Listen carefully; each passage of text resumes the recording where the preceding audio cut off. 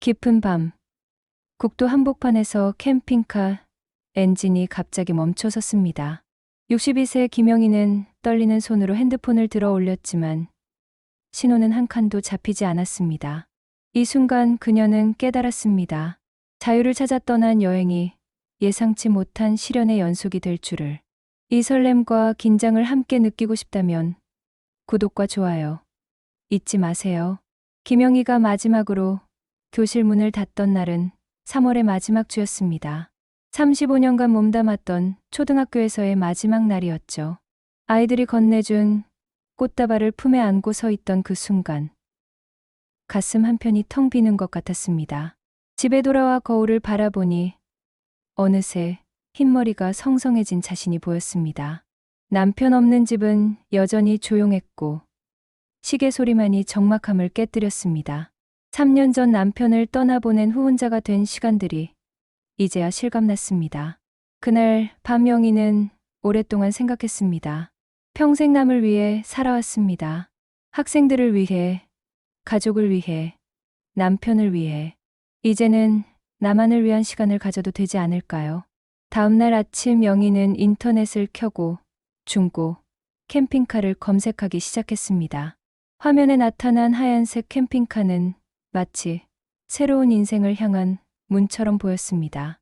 퇴직금과 평생 모아온 적금을 합치니 생각보다 목돈이 모여 있었습니다. 2주 후 영희는 경기도 화성의 중고차 매장에 서 있었습니다. 매장 직원이 캠핑카 문을 열어 보여주는 순간 영희의 눈이 반짝였습니다. 작지만 알찬 공간에는 침대와 간이, 주방, 작은 테이블까지 모든 게 갖춰져 있었습니다. 차량 점검을 마친 직원이 말했습니다. 큰 문제는 없지만 정기적인 점검이 필요하다고. 영희는 고개를 끄덕이며 계약서에 서명했습니다. 손이 살짝 떨렸지만 설렘이 더 컸습니다. 집으로 돌아온 영희는 캠핑카 내부를 꾸미기 시작했습니다. 화사한 꽃무늬 커튼을 달고 작은 화분도 놓았습니다. 남편과 함께 찍은 사진 한 장을 작은 액자에 넣어 운전석 옆에 붙였습니다. 첫 번째 여행지는 강원도 동해안으로 정했습니다. 영희는 대형차 운전이 처음이라 조심스럽게 핸들을 잡았습니다. 고속도로에 진입하면서 가슴이 두근거렸습니다. 이게 정말 62세인 내가 하는 일인가 싶었습니다. 동해안에 도착한 건 오후 3시쯤이었습니다. 바다가 펼쳐진 순간 영희는 차를 세우고 깊게 숨을 들이마셨습니다. 짠, 바닷바람이 얼굴을 스치자 오랫동안 잊고 있던 자유로움이 밀려왔습니다. 캠핑카에서 내린 영희는 간이 버너를 꺼내 라면을 끓였습니다. 바닷가에서 먹는 라면 한 그릇이 이렇게 맛있을 줄이야. 파도 소리를 들으며 홀로 먹는 저녁이지만 외롭지 않았습니다. 해가 질 무렵 옆자리에 가족 단위 캠퍼들이 도착했습니다. 30대 부부와 초등학생 아이 둘이었죠. 아이들이 신기한 듯 영희의 캠핑카를 구경하자 엄마가 미안해했습니다. 괜찮다고 웃으며 말한 영희에게 그 부부가 다가왔습니다. 혼자 캠핑을 하는 게 대단하다며 감탄했습니다. 영희는 처음엔 쑥스러워했지만 이내 마음을 열었습니다. 그날 밤 영희는 캠핑카 안에서 일기를 썼습니다. 오랫동안 잊고 있던 설렘과 기대감을 느꼈다고. 내일은 어디로 갈까 하는 생각만으로도 가슴이 뛴다고 적었습니다. 둘째 날 아침 영희는 속초 해변을 거쳐 설악산 방향으로 향했습니다. 산속 캠핑장에서 만난 60대 부부는 캠핑 베테랑이었습니다. 20년째 캠핑카로 전국을 누비고 있다며 자랑스럽게 말했습니다. 그날 저녁 세 사람은 함께 고기를 구워 먹었습니다. 부부는 영희에게 캠핑의 노하우를 알려주었습니다. 어디서 급수를 하는지, 어떤 캠핑장이 좋은지, 겨울에는 어떻게 대비해야 하는지. 영희는 그들의 이야기를 들으며 깨달았습니다. 혼자라고 해서 외로운 게 아니구나. 길 위에서 만나는 사람들과의 인연이 여행을 더욱 풍성하게 만든다는 걸. 일주일간의 첫 여행을 마치고 서울로 돌아온 영희는 더욱 큰 계획을 세웠습니다. 이번에는 남쪽으로 내려가 보기로 했습니다. 경상도와 전라도를 거쳐 제주도까지 가는 게 꿈이었습니다. 출발한 지 사흘째 되던 날이었습니다. 경북 영덕 앞바다를 바라보며 달리던 중 갑자기 캠핑카에서 이상한 소리가 났습니다. 덜컥덜컥 하는 소리와 함께 엔진에 힘이 빠지기 시작했습니다.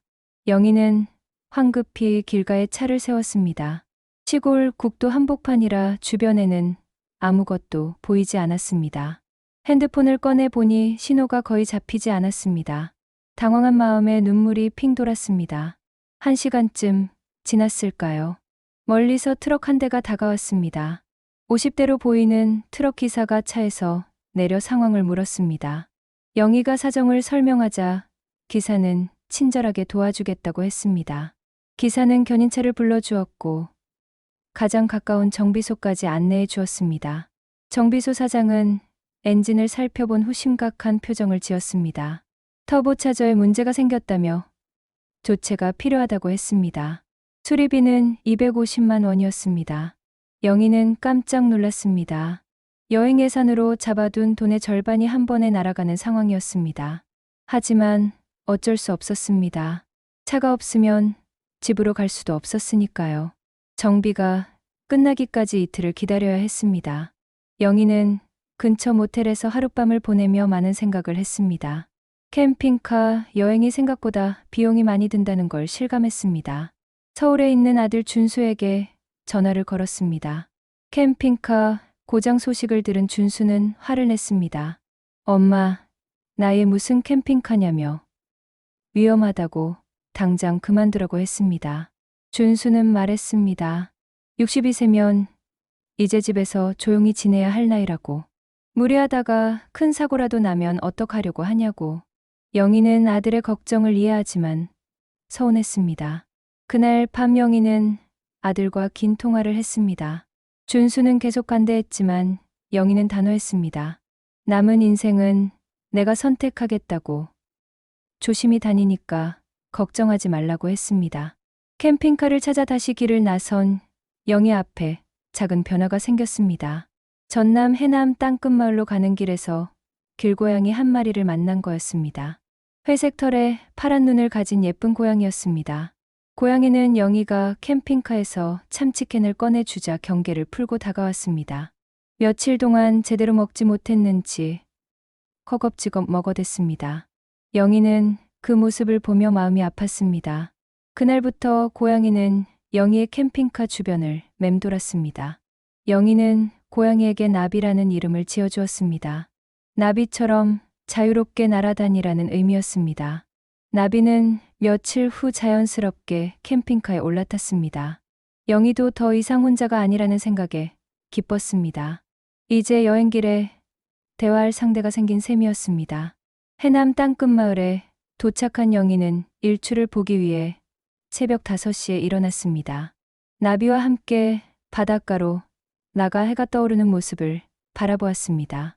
수평선 너머로 붉은 태양이 솟아오르는 순간 영희의 눈에서 눈물이 흘러내렸습니다. 이게 바로 내가 원하던 자유구나.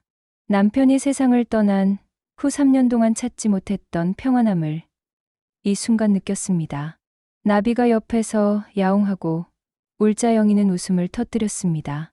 하지만 현실은 만만하지 않았습니다. 2달간의 여행으로 예상보다 많은 돈이 나갔습니다. 기름값, 캠핑 장비, 수리비, 생활비까지 합치니 월 연금의 2배가 넘는 돈이 들어갔습니다. 통장을 확인한 영희는 한숨을 쉬었습니다. 이런 식으로 여행을 계속하면 1년도 못 가서 바닥날 것 같았습니다. 꿈꿨던 제주도 여행은 점점 멀어져만 갔습니다. 영희는 현실적인 결정을 내려야 했습니다. 당분간 여행을 중단하고 서울로 돌아가기로 했습니다. 나비만큼은 함께 데려가기로 마음먹었습니다. 서울로 돌아온 영희는 아파트 관리사무소에 반려동물 신고를 했습니다. 나비는 새로운 환경에 금세 적응했습니다. 영희도 다시 일상으로 돌아갔지만 마음 한구석에는 아쉬움이 남아 있었습니다. 한 달쯤 지났을까요? 영희는 새로운 계획을 세웠습니다. 무리해서 장기간 여행을 갈 게 아니라 한 달에 한 번씩 2박 3일 정도의 단기 여행을 하기로 했습니다. 첫 번째 단기 여행지는 강화도였습니다.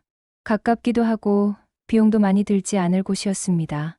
나비와 함께 떠난 강화도 여행은 예전만큼 설레지는 않았지만 충분히 만족스러웠습니다. 캠핑장에서 만난 한 70대 할아버지가 말했습니다. 여행은 멀리 가야 하는 게 아니라 마음이 편해지는 곳으로 가면 된다고. 영희는 그 말에 깊이 공감했습니다. 두 번째 여행에서는 충청도 단양을 다녀왔습니다. 세 번째에는 경기도 가평으로 갔습니다. 매번 새로운 곳을 가면서도 무리하지 않는 선에서 즐겼습니다. 계절이 바뀌어 겨울이 되자 영희는 캠핑카 여행을 잠시 쉬기로 했습니다. 대신 집에서 다음 여행 계획을 세우며 시간을 보냈습니다. 나비는 어느새 영희의 소중한 동반자가 되어 있었습니다. 봄이 오자 영희는 다시 길을 나섰습니다. 이번에는 벚꽃 구경을 하러 경주로 향했습니다. 분홍빛 벚꽃이 흩날리는 불국사 앞에서 나비와 함께 찍은 사진은 영희의 새로운 보물이 되었습니다. 캠핑장에서 만난 또 다른 60대 여성 캠퍼가 물었습니다. 혼자 여행하는 게 무섭지 않냐고. 영희는 대답했습니다. 처음엔 무서웠지만 지금은 오히려 자신감이 생겼다고. 그 여성은 감탄했습니다. 자신도 남편이 세상을 떠나고 혼자 남았는데 용기가 나지 않았다고. 영희는 그녀에게 말했습니다. 작은 것부터 시작해보라고. 당일 여행부터 시작해도 좋다고. 1년이 지난 지금 영희는 자신만의 여행 스타일을 찾았습니다. 무리하지 않는 선에서 꾸준히 다니는 것. 멀리 가지 않더라도 마음이 편해지는 곳을 찾아가는 것. 어느 날 아들 준수가 전화를 걸어왔습니다. 처음엔 반대했던 준수였지만 이제는 엄마의 여행을 응원한다고 했습니다. 조심히 다니라며 용돈도 보태주겠다고 했습니다. 영희는 준수에게 고마움을 표현했습니다. 가족의 이해와 지지가 있어야 진정한 자유를 누릴 수 있다는 걸 깨달았습니다. 지금도 영희는 나비와 함께 한 달에 한 번씩 캠핑카 여행을 떠납니다. 때로는 바다로, 때로는 산으로, 때로는 호수로. 목적지는 달라도 여행에서 얻는 기쁨은 늘 같습니다.